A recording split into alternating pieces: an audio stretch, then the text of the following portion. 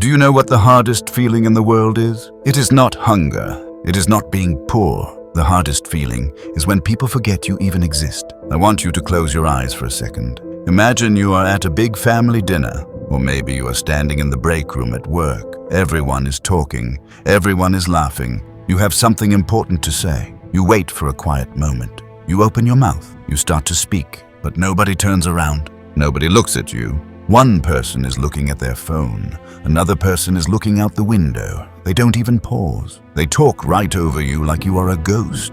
In that moment, a sharp pain hits your chest. It feels like a cold hand squeezing your heart. You feel your face get hot. You shrink inside your clothes. You ask yourself, why am I even here? You feel small. You feel invisible. That pain, it is a heavy burden to carry. Why does this happen to you? Listen to me, child of God. You are not a bad person. You do not lie. You do not cheat. In fact, I know you. You work harder than anyone else in that room. You have a bigger heart than anyone else at that table. You are the first one to help and the last one to leave. But in the end, you are treated like a paper plate, used for the meal and then thrown in the trash. Why? It is because, without knowing it, you have a secret sign written on your forehead. You cannot see it when you look in the mirror, but the world sees it. Your boss sees it. Your family sees it. Even your friends see it. They read this secret sign and they decide, I can treat this person however I want. They won't do anything. Your friend borrows money and never pays it back because he reads the sign. Your cousin makes fun of you because she reads the sign. Do you want to know what the sign says? It says, I do not respect myself. Until you wipe that sign off your forehead, you can stand on your head. You can give them all your money. You can work 20 hours a day, but this world will not respect you. You think you are being humble. You think you are being a good Christian. But some of the things you do in the name of being nice are actually digging a grave for your dignity. God did not call you to be a doormat. He called you to be the salt of the earth. If the salt loses its flavor, it is good for nothing but to be trampled on. Today, we are going to break this cycle. You are not going to be the invisible person anymore. The people who ignored you yesterday will come looking for you tomorrow. But I have to warn you, this is not a message for the weak. This is not for people who want to stay comfortable in their pain. This is for the brave souls who are ready to look in the mirror and change. I'm going to teach you 4 heavy truths. These are not things you learn in school. These are things you learn in the wilderness of life. These are the lessons of the Bible that we often ignore because they are hard. Stay with me until the end, because the 4th secret, it is the master key. If you get the 4th one right, you will never feel small again. Here is secret number 1. Stop reacting to disrespect. This is the first mistake we make, and it is the biggest one. Imagine this. Someone at work makes a rude joke about you, or a family member says something mean about your house or your job. What happens? Your blood gets hot. Your heart starts beating fast. Boom, boom, boom. You feel like you need to defend yourself. You might shout, "Hey, why did you say that?" Or, if you are a gentle person, you might start explaining yourself. No, uncle, you don't understand. The reason my job is like this is because... And you talk for 20 minutes. Listen to me closely. Both of those reactions are wrong. If you get angry, they win. They wanted to upset you, and they did. They look at you getting red in the face, and they laugh inside. They think, look how easily I can control him. If you start explaining and begging them to understand, they win again. They look at you and think, look how weak she is. She is desperate for my approval. You have fallen into their trap. The Bible tells us about a time when Jesus stood before a man named Pilate. Pilate had the power to kill him. Pilate asked him many questions. The crowd was shouting lies about Jesus. They were screaming and spitting. Do you know what Jesus did? He did not scream back. He did not beg. He did not write a long letter explaining why he was good. The Bible says, but Jesus gave him no answer, not even to a single charge. He stood in silence. And do you know what happened? Pilate was amazed. He was afraid, because silence is powerful. When you shout, you are feeding the enemy. When you are silent, you are starving them. From today on, I want you to try something new. It is a spiritual weapon. When someone disrespects you or cuts you off or makes a mean joke, do not get angry. Do not smile. Do not frown. Just stop. Turn your body and face them. Look them right in the eye. Count to 5 in your head. 1, 2, 3, 4, 5. Be like a rock. Then speak very quietly. Do not raise your voice. Say something simple like, "That was not a kind thing to say." Or simply ask, "Are you trying to hurt my feelings?" And then go silent again. That silence will feel heavy. It will feel like a loud noise in the room. They expected you to fight. They expected you to cry. But when you stand there with the quiet confidence of a child of God, they won't know what to do. They will get nervous. They will look away. You have taken the power back. I knew a man named Mike. He had a boss who was a bully. This boss would yell at everyone in the meeting. "You're all stupid. This work is garbage." Mike used to apologize. "Sorry, boss. I will fix it." One day, Mike decided to follow this rule. The boss yelled, "Mike, this report is a mess." Mike didn't apologize. He stood up. He looked the boss in the eye. The room went quiet. Mike said calm and slow, "Sir, I can fix the report, but you cannot call me stupid. I am a professional." Then Mike sat down and went back to work. The boss was shocked. He turned red. He mumbled something and walked away. He never yelled at Mike again. Why? Because Mike respected himself. This is the first step, but it is only defense. How do you make people value you before they even speak? That is the next secret. Secret number 2, stop being easy to reach. Let me ask you a question. What is more expensive, the sand on the beach or gold in the ground? Sand is everywhere. You can walk on it. You can take buckets of it home. Nobody cares about sand because it is always there. But gold? Gold is hard to find. You have to dig for it. You have to work for it. Because it is rare, it is valuable. Are you living your life like sand or like gold? Think about your phone. It rings. You jump to answer it on the first ring. Ding! A text message comes in. You drop your work and reply in 3 seconds. A friend calls you and says, "Hey, I need you to help me move my house this Saturday." You have plans with your kids, but you say, "Okay, I will be there." You think you are being helpful. But the world thinks you are cheap. The Bible warns us about this. It says, "Let your foot be seldom in your neighbor's house, lest he become weary of you and hate you." Proverbs 25:17.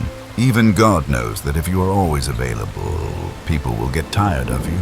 If you are a path that everyone walks on, grass will never grow on you. You will just be dirt. You need to build a fence around your garden. I see so many good Christian moms and dads who are exhausted. You run around doing favors for people who don't even say thank you. You're afraid that if you say no, they won't like you. But listen to this truth. People value what they have to wait for. If you call a doctor and he says, "Come over right now, I have nothing to do," you might think he is not a very good doctor. But if he says, "I am fully booked this week, I can see you next Tuesday," you think, "Wow, he must be good. I will wait." You need to treat your time like it is holy, because it is given to you by God. Start playing a new game today. When the phone rings, you don't have to answer it immediately unless it is an emergency. Let it ring. Call them back in 20 minutes when you are free. When a message comes, finish your dinner first, then reply. When someone asks for a favor, do not say yes right away. Use this magic phrase, "Let me check my calendar and get back to you."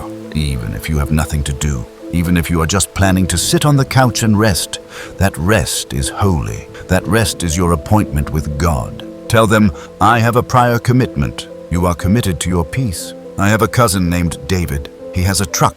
Every weekend, people would call him, "David, can you help me move a sofa? David, can you pick up some lumber?" David always said yes. He was tired. His back hurt, and nobody ever offered him gas money. They treated him like a free delivery service. One day, David decided to change. His uncle called, "David, come help me move this fridge." David took a deep breath. He said, "Uncle, I can't do that this weekend. I have plans with my family." The uncle got angry. "But you always help! You are being selfish!" David felt guilty, but he stood firm. "I love you, Uncle, but I cannot come." Do you know what happened? The uncle had to hire a mover. He had to pay money. 2 weeks later, the uncle called David again. His voice was different. He asked, "David, I know you are busy, but if you have some free time next week, could you possibly help me? I will pay for your gas and buy you lunch." Do you see that? Respect appeared. When you value your own time, the world will value it too. But there are some people who are not just demanding. They are toxic. They treat you badly on purpose. What do you do with them? That brings us to the third secret. Secret number 3. Stop accepting bad treatment. Disrespect is like a poison. If someone gives you a tiny drop of poison and you drink it, nothing happens. So the next day they give you 2 drops. You drink it again because you want to keep the peace. Day after day, they increase the dose. One day you wake up and your spirit is dead.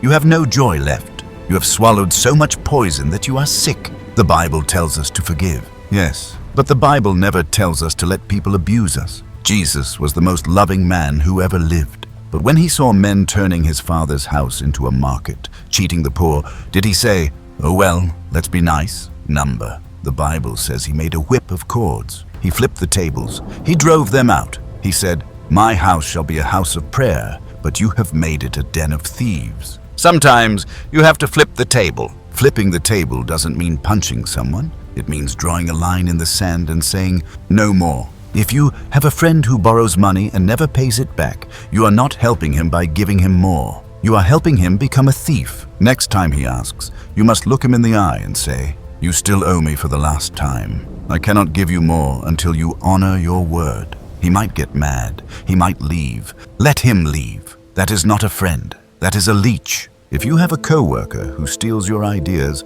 don't suffer in silence. In the meeting, raise your hand. Speak clearly. Say, "I am glad you liked the idea I shared with you yesterday. Here are the details on how I plan to make it work." Take your credit back. It is not pride. It is truth. Maybe it is in your own home. Maybe your spouse or a relative speaks to you with sharp words. They make fun of your weight or your job or your cooking. You sit there and take it. You look down at your plate. Stop it. Look up. Look them in the eye and say gently but firmly, "When you speak to me like that, it hurts me. I will not accept that kind of language." If they do it again, stand up and leave the room. Walk away. You are teaching them how to treat you. You are showing them that access to you is a privilege, not a right. We are so afraid of conflict. We think, if I speak up, I will lose the relationship.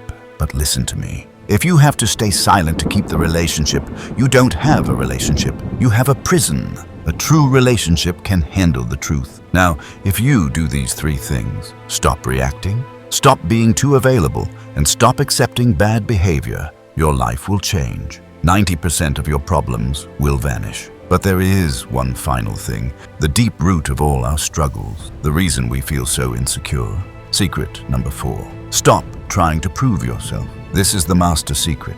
If you understand this, you will walk like a king or queen for the rest of your life. Imagine a lion walking through the jungle. Does the lion stop at every tree to tell the monkeys, "Hey, look at my claws, look at my teeth. I'm the king, okay? Please believe me"? Number. The lion just walks. He knows he is the king. He doesn't need the monkeys to vote for him. He doesn't need the zebras to clap for him. His power is in his nature. The Bible says, "The wicked flee when no one pursues, but the righteous are bold as a lion." Proverbs 28:1. Why do we act like scared rabbits? We spend our whole lives trying to prove we are good enough. You come up with a good idea at work. A co-worker asks, "Are you sure that will work?" Immediately you panic. You start digging through papers. Yes. Look, I did it before. I have the data. Please believe me." You are begging for their approval. And when you beg, they doubt you. They think, if he is so unsure that he has to explain this much, maybe it is a bad idea. Stop explaining. When someone questions your decision, you don't owe them a court case. Look at them and say, "I have prayed about it and I trust this path." End of sentence. When your relatives ask, "Why did you buy that small house? Why didn't you buy a big one?" Don't show them your bank account. Don't make excuses. Just smile and say, "Because this is the home we chose. We are happy here." There is a powerful freedom in not needing to be understood. You see, your value does not come from what people think of you. It comes from who God says you are. You are a child of the Most High King. You have been bought with a price. The Creator of the universe knows your name. He has counted every hair on your head. Do you think a prince worries about what the village gossip thinks of his clothes? No, he is a prince. When you carry that knowledge in your heart, you stop trying to impress people. You stop buying things you can't afford to impress people you don't like. You stop agreeing with opinions you hate just to fit in. You become real. You become solid. And here is the mystery. The less you try to impress people, the more impressed they will be. People are drawn to confidence. People follow those who know who they are. So, let me remind you of the path we walk today. I am not asking you to become a new person. I am asking you to strip away the fear that has covered the real you. Stop reacting. Silence is your shield. Stop being cheap. Your time is holy. Guard it. Stop taking poison. Set your boundaries with truth. Stop proving yourself. You are already approved by God. Imagine if you started doing just one of these things today. Imagine the next time you are at that family dinner and they ignore you. Instead of feeling hurt, you just sit back, smile, and enjoy your food. You know who you are. You don't need their attention to feel alive. Imagine the strength you will feel, the peace that will wash over you. You were born to reign in life, not to hide in the shadows. There is a lion inside of you. It has been sleeping for too long. It is time to wake it up. Are you ready to stop being the victim? Are you ready to walk in the victory that Jesus paid for? I want to know who is with me. I want to know who is ready to wear their crown. If you are ready to take back your respect and walk as a child of the King, I want you to make a declaration right now. Go down to the comments and type these 4 words. I am a child of God. Type it in all caps. Let the world know. Let the enemy know. But most importantly, let your own spirit know. I am a child of God. Walk in that truth today. God bless you.